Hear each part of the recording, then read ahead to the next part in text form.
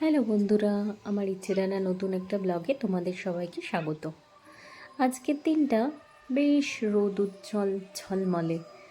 বাইরেটা এত সুন্দর লাগছে দেখতে, আকাশে পেঁজা তুলোর মতো মেঘ ভেসে বেড়াচ্ছে, ঠান্ডা ঠান্ডা হাওয়া দিচ্ছে। আবার এদিকে সূর্যি মামাও কিন্তু তার প্রখর তাপ নিয়ে আমাদের চারিদিকটাকে তপ্ত করে রেখেছে। বেশ গোলমেলে ব্যাপার, তাই না?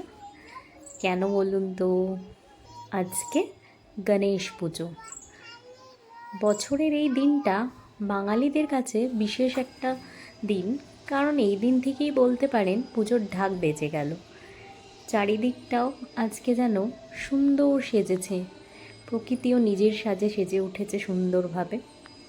আমাদের বাড়িতে আমরা এই 3 বছর হলো ছোট্ট করে পুজো করি, বাট আমাদের এখানে প্রচুর পুজো হয়। ওই যে দূরে মন্দিরটা দেখতে পাচ্ছেন, ওর পাশেই প্যান্ডেল হয়ে পুজো হচ্ছে। আর আমাদের বাড়ি থেকে বেরোলে অজস্র ঠাকুর। তো আজকে আমার বাড়িতে ছোট্ট করে গণেশ পুজো, সেই ভিডিওটাই আপনাদের সবার সাথে শেয়ার করছি। কেমন লাগছে ভিডিওগুলো আমাকে অবশ্যই কমেন্ট করে জানাবেন। কাল গেছিলাম গণেশজিকে কিনতে। আমরা তো বলেইছিলাম আগের ভিডিওতে যে গণেশজি কিনে নিয়ে এসেছি, আর যেখানে উনি বিরাজ করবেন সেই জায়গাটাকে একটু ছোট্ট করে সুন্দর করে সাজিয়েছিলাম। খুব বেশি কিছু আড়ম্বর অবশ্যই করিনি, ওই ছোটোখাটোর মধ্যে যেটুকু হয়। আর এইটা হলেন আমাদের গণেশজি, মানে যিনি নিজেই চুজ করেছেন আমাদের বাড়িতে আসবেন বলে। তো আজকে এনারই আরাধনায় আমরা 3 জন।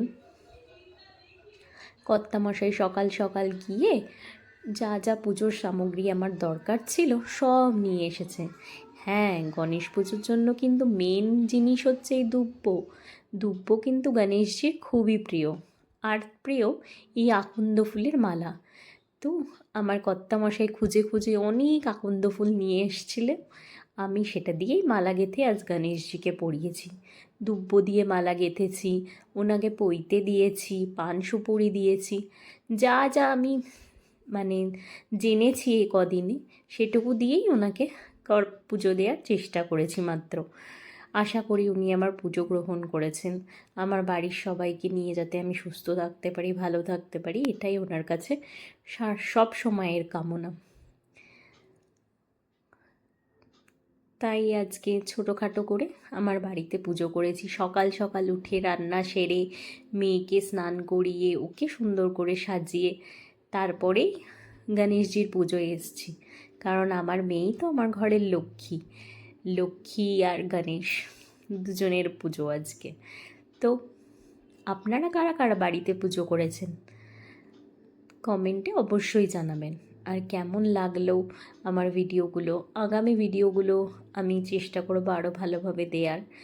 আর যে ভিডিওগুলো আমি দিয়েছি ওগুলো আপনাদের কেমন লেগেছে আমাকে কমেন্ট বক্সে অবশ্যই জানাবেন।